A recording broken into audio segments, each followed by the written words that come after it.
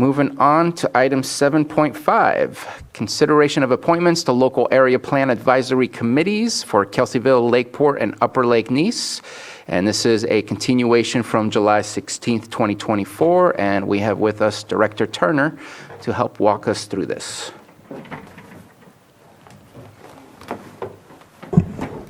Good morning, Maria Turner, Community Development Director. Johanna is passing out a number of applications we received after the posting of the agenda for today. Please note that we accidentally put Lisa Marie Benavides in this packet too, even though her application was just approved for a different advisory board. Last week, the board approved 5 out of the 8 local area plan advisory committees, or LAPACs. Continuing a few, the Kelseyville one, Lakeport, and Upper Lake Nice area planning areas to today so that staff could confer regarding the matter of appointing more than 2 municipal advisory council members to a LAPAC.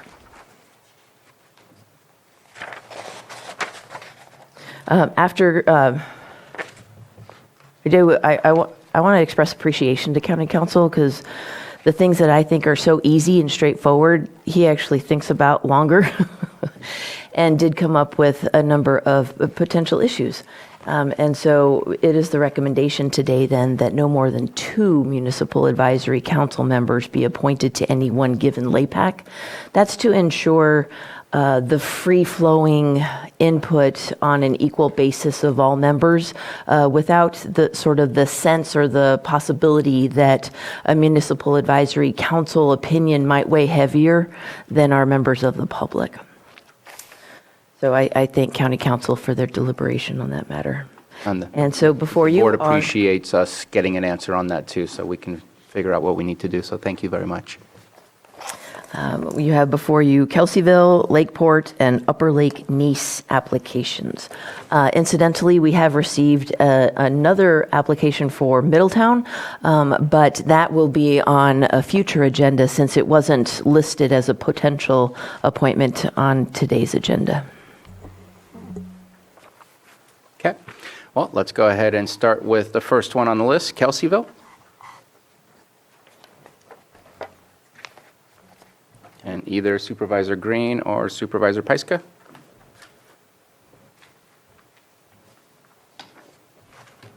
Actually, I do have a quick question just for process purposes.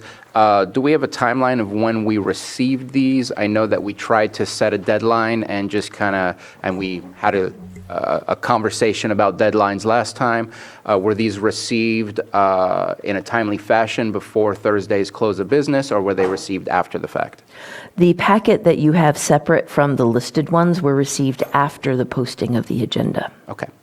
I just wanted to... Though I do want to note that we did post the agenda a day earlier than normal, so it would have only given people about a day from last Tuesday's board meeting to have submitted their applications. But as is typical with all advisory board applications, is we hold on to the ones that come after the posting of the agenda and then present them to the board at the board meeting. At least that's how I used to do it. I don't know if we still do it that way. It's been a while, huh? And Since however Johanna does it, yeah. That's not my job anymore. So is that Chair Yeah. Sabatier? So if they've come in after, are we thinking that we don't appoint, or? I just wanted to at least get the information to have that discussion. That's up to us, I think, on whether or not. And I'm looking right now. It looks like everybody was on time except for the first one that's in the packet. Because if it says the 18th and we said by Thursday, it doesn't have a time, but I'm going to take that as all of them were on time except for the first one. But I'm going to leave it up to, I just wanted, because we had a discussion, to at least understand what the timeline was, open it up for discussion. But I'm going to do the same thing on a personal level. It's up to the district supervisors for which those districts are impacted by those LAPACs that I'm going to look for direction from. I'm fine accepting all of them. Okay. And again, let's open up for Kelseyville and have the discussion on the remaining, the seats to fill, because I don't believe we took any action last time. I can, I think I have half of the puzzle, but I don't have all the puzzle, and I'll defer to Supervisor Pyska on those other pieces. In addition to the seat categories in the Kelseyville LAPAC for tribal environment, Big Valley Advisory Council, business owner, and agriculture, and the 4 at-larges, a geographical representation is important in this particular LAPAC because it straddles 2 supervisorial districts. So in terms of land territory, actually, I think a slight edge goes to District 4 for the lands encompassed by Kelseyville LAPAC, but the population center clearly falls within the town of Kelseyville, and so the population center is more District 5. Of the applications for Kelseyville LAPAC, I have identified 3 District 4 residents, Margot Canberra, Richard White, Mark Lips. Both of them would be eligible for at-large appointment, but additionally, if we want to look at seat categories, Ms. Canberra could be an environmental seat, Mr. White could be a business owner, and Mr. Lips could be either agriculture or business owner, as well as an at-large. So I definitely think for just geographic representation, I'd like to see those 3 appointments get made. I didn't immediately identify a tribal representative that could come from District 4 or District 5. But I'm open. I just want to hear what Supervisor Pyska has wants to suggest as far as the appointees from her district and what categories they might slide into. I have a list of recommendations.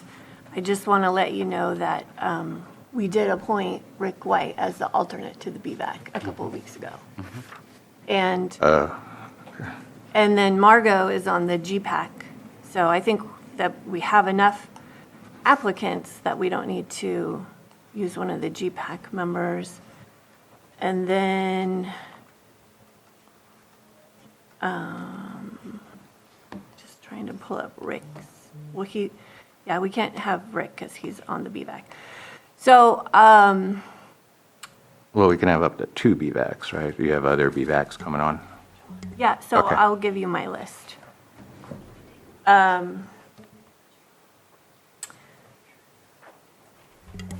Angel Acosta is in District 4, and he is on the BVAC. And I have him to fill an at-large seat, but he is also the only representative from the Latino community that applied. So I think he needs to be there.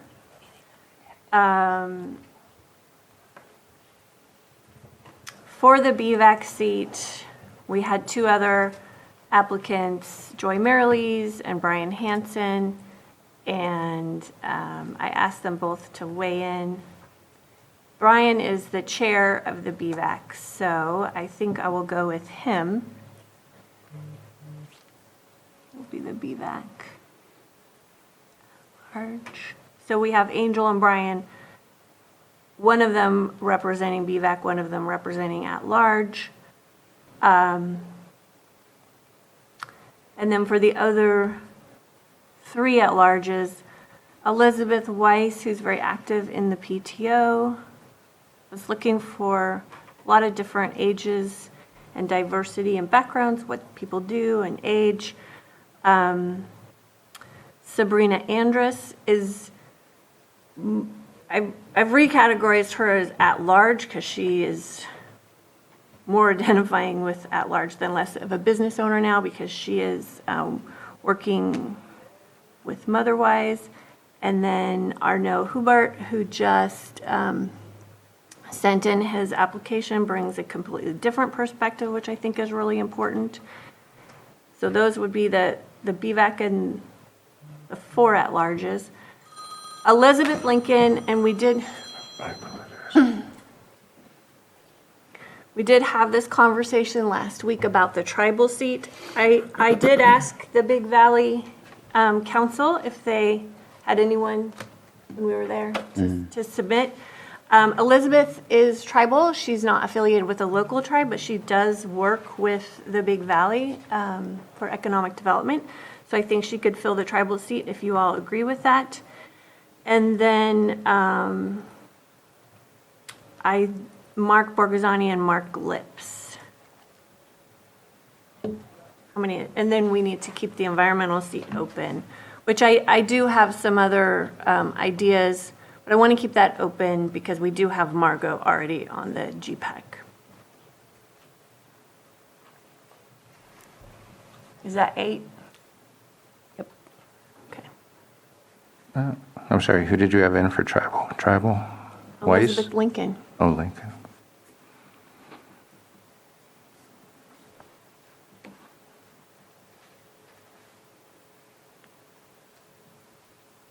And did you have business owner and ag in there?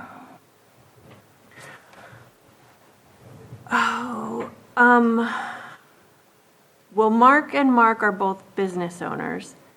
Oh, the other one we have was Summer. I didn't have Summer on my list. Because Summer is,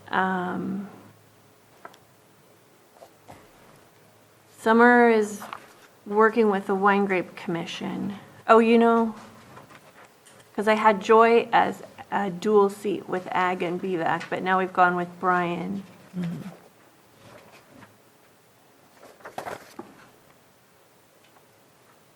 How many at-larges do we have? 4? Or at large. Okay, well then, we could just have Mark Lips, rather than Arnaud, since his is late, be at-large / ag. Or be at-large rather than business, and Summer be ag.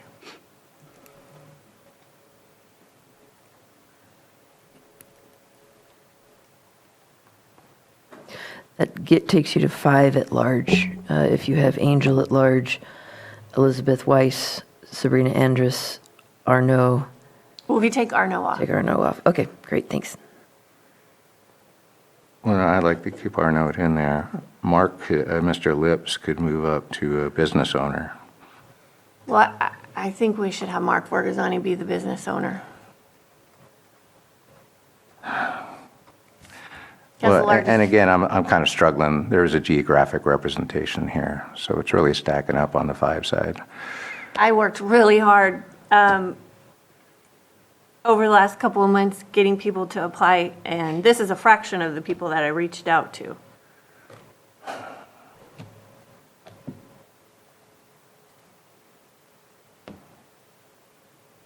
We don't know where Summer lives, do we?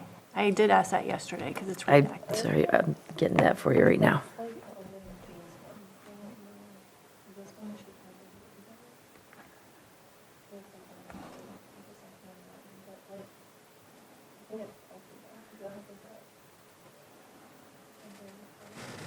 One moment. Angel and Mark Lips are both District 4.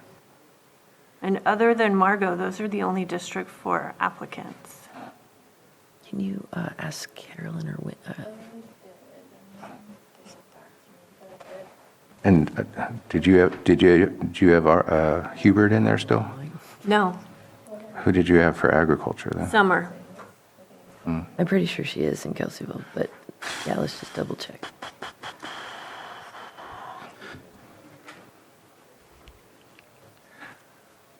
So if I'm reading this right, I see Lincoln, Hanson, Borghesani, Brown, Thank you. Weiss, Andrus, and Acosta, and Lips. Is that what's on your list, Maria? Maria? It is coming. No, he just read off. Sorry. It's a question, it's not a statement, so let me see if I have this right. If we were to proceed with, I think what you said, I have Lincoln for tribal, environment will not be appointed, Hanson for BVAC, Borghesani for business owner, Brown for agriculture, Margot comes off, Mr. White comes off, Mr. Lips is an at-large, Mr. Acosta is an at-large, and Ms. Weiss is an at-large. And Sabrina. and Ms. Andrus is an at-large. So we have all 4 at-larges and 4 of the 5 other categories. Yeah, Does that sound right? is that what we have? That's the list I gave. No, Is she but District 4 or District 5? Checking right now. I've got her street address, yeah. But we also have room to have the environmental seat come from District 4. I did reach out to someone who's just outside the planning area. But there's, Well, it also looks like Borgasani's 4. I missed that on the first. I think he put that down wrong. You put it down wrong? I I thought think so. so. I think he lives in District 5. so I'm going to ask for a 5-minute break while we go ahead and take a look at that map and make sure that we come back here with, please have the discussions you need so that we can come back with just a proposal of what it is that it's going to be. I think we're set. We just want to know exactly where Summer lives. Just want to give Johanna Yeah. time to be able to do that. So let's reconvene at 10:05. Okay. She lives in 5. All right, welcome back. Do I ask Director Turner for who is being proposed, or do I come back to the board members? Just as a recap, where we Please. were when we went for break, was the following members would be considered at large: Angel Acosta, Elizabeth Weiss, Sabrina Andrus, and Mark Lips. Representing the Burns Valley Advisory Committee, no, Big Valley Advisory EVAC. Committee, EVAC, Brian Hansen. Elizabeth Lincoln would be the tribal representative, Mark Borgasani, the business owner representative, and Summer Brown, the agriculture representative, leaving the environment seat vacant. I'm Okay. good with that. Let's go ahead and open that one up for public comment for those appointments. I see no hands in Zoom, no one getting up in the chamber, bringing it back to the board for action. I move that we approve the list presented by Director Turner. Second? We have a motion and a second. All in favor? Aye. Any opposed? Motion carries. Next is Lakeport Area Plan. We have 4 applicants. I don't know that there was more in here. There were no late applications received for Lakeport. Thank you for helping me out. And so Supervisor Green. Yeah, thank you. Yeah, the list is what it is. This is LAPAC sits fully within District 4, so geographic representation isn't a concern. Filling these various seat categories is. I want to thank County Council again for researching the Brown Act issue, although I do have 3 members of the Scotts Valley Community Advisory Council have applied. I intend to nominate only 2 of them to avoid any Brown Act concerns as have been stated. And so the nominees I'll be proposing would be Mr. Greg Scott under the seat category of Scotts Valley Community Advisory Council, and then 2 at-larges, Jared Hendricks and Danny Wind. And I also spoke with Ms. Sieber Davis last night, and she understands kind of the Brown Act issues, and I've thanked her for her application, and she's willing to step aside. Okay. Any comments or questions from board members? Seeing none, open it up for public comment. And seeing none, bringing it back to the board for action. Chair, I move to appoint Greg Scott as the Scotts Valley Community Advisory Council representative on the Lakeport LAPAC, and to also appoint Jared Hendricks and Danny Wind to at-large positions. Second. We have a motion and a second. All in favor? Aye. Any opposed? Motion carries. I have a question. How many members do you want appointed before you can start having these meetings? Since this isn't a Brown Act reliant or any sort of formal board or commission, it's actually a working group style, we can get started with less than a quorum. It's not required. However, the more input, of course, is always the better. So it'd be awesome if interested members of the public within the Lakeport planning area would send in their applications. And if it's amenable to the board, right up until the day of the meeting would be great. I would be happy to take these applications back to the board at a future meeting to continue building out that LAPAC. And you want to meet the beginning of August, is that? Well, we're starting our second session of the community workshops in the beginning of August. And so I will send out the notification of appointment letter to our appointed LAPAC members, probably sometime early this week, which will also include a flyer for those workshops so that they can sort of attend and get a feel for the community before we start launching into our meetings later in August and through September. Okay. And possibly October. But again, for all the interested or half-interested people who are listening, we will only have as many LAPAC meetings as we need to achieve consensus on a number of issues per area plan. So I'm thinking probably a minimum of 2 meetings. It will be done at the convenience of the LAPAC. I will be available anytime, any day, to help them achieve consensus. These will be meetings that will be publicly noticed to encourage the maximum amount of public input.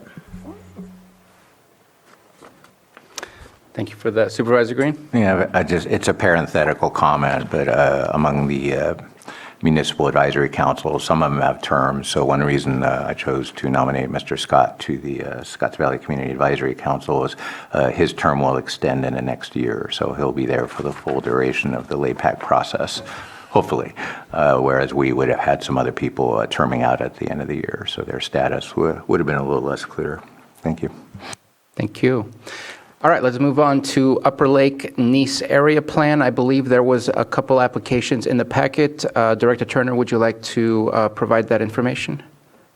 There were a few that came in after the posting of the agenda that are located in the packet that you received this morning. Of course, excluding Ms. Benavides. That was an accident, sorry. But I think that after Mr. Hubert's application, the rest of them were all for Upper Lake Nice planning area. And so I would defer to Supervisor Crandall for his input. And just real quick, I'm going to read out the names just because I wanted to make it public for those that didn't get this information since we were just provided this to us. We have Rebecca Campbell from District 3. I don't know if Debbie Clark is the same as Deb Clark. Deb Clark. So already in there. And Tanya Noble, and that's it. Just wanted to make sure and read it out since that was not part of the packet. Thank But you. Yes, Supervisor Crandall, or Yeah. Vice Chair Crandall. Yes, it's so yeah, those 3 came in. It's we were hoping, so I was hoping to get as many as possible to get in and have a full group, so I'm ready to appoint. Let's do it. Okay. So for at-large, I'll appoint, I hope to appoint Tammy Alice Kay from Upper Lake, Betsy Kahn from Upper Lake. Is she on the GPAC? Yeah. Tanya Noble from Upper Lake, Rebecca Campbell from Nice, and Deb Clark from Nice. That's your 5 at large. At large, yeah. Okay. Business owner Diane Plant from Upper Lake. Worth Thomas Acevis, Nice. Environmental Connor McVeigh of Upper Lake. And then tribal Irina Quitaquit from Nice. And I looked to try and have as many as possible for each group. Of course, Upper Lake has a wider area and had a lot more applicants in that area, so I was trying to get as many Nice, at least 4 Nice, to try to have that representation, because I don't think before there was, I don't know if there was before, I can't say that, but what I do know is I wanted to try to be as equitable as possible. Upper Lake has Blue Lake, Saratoga Springs, and all that, Elk Mountain, you know, all these different areas, so I wanted to make sure there was somewhat of a even group, yeah. Okay. And I know that it was just mentioned, I don't know that I have any issues with somebody who's on the GPAC, who's also represented on the LAPAC, as long as it's similar to like the Brown Act for Worth, as long as there's not a quorum of the GPAC that's represented in this, I don't see an issue at all with having one of your members on both. And I asked that, and there didn't seem to be that big of an issue. And I also, I mean, with regard to Betsy Kahn, I mean, she's talked about area plans so much, you know, in general plans, and so I feel like out of everybody, she needs to be there, for she's a wealth of knowledge, and I wouldn't think otherwise unless I was told not to by the powers that be. But for me, if there's a possibility to add her, I think it's important. Yeah. Wealth of knowledge is being kind, yes. All right, thank you so much. Any questions on that list, and does that fill out all 9? Yes. Okay. And so since it was already read and there's no changes to it, I think it's clear. Let's open it up for the public. Any comments on the appointments to the Upper Lake Nice LAPAC? I see no hands in Zoom and no one getting up in the chambers. Bringing it back to the board for action. And so I move to approve the list that was read off by Director Turner for the Upper Lake Nice LAPAC. Second. We have a motion and a second. All in favor? Aye. Motion passes. Okay, just for clarification, not read by Director Turner. Oh, it was earlier. I didn't get to read it. By you. Oh, Oh, I'm sorry. No worries. Just for the purposes of minutes, I didn't want them to be try to look for something that didn't Can you happen. read it real quick? Oh, you read it. It was clear. Sorry. No worries. So that finishes that one, and obviously there's still some further appointments that will need to be done in the near future. Please go out there, find those appointments so that we can bring them back and get those committees filled. I think we've actually done a really good job for having 72 positions to fill. I'd say we're 90% there, so at least it feels like it. Just like every part of the Lake County 2050 project, this is all very ambitious. So I greatly appreciate the support of the supervisors as well as our GPAC members for getting out there, getting the word out, and I really appreciate all the people who have been willing to apply for a LAPAC position, especially since when they ask, well, where are we meeting? I don't know. Well, how long is it going to take? I'm not sure. And they jumped in anyway. So that's really remarkable. We're going to have some good work done here. I'm excited. Thank you. Looking forward to it. Vice Chair Crandall? Oh, no, I'm not going to, she said it. Perfect. I was going to say it too. Thank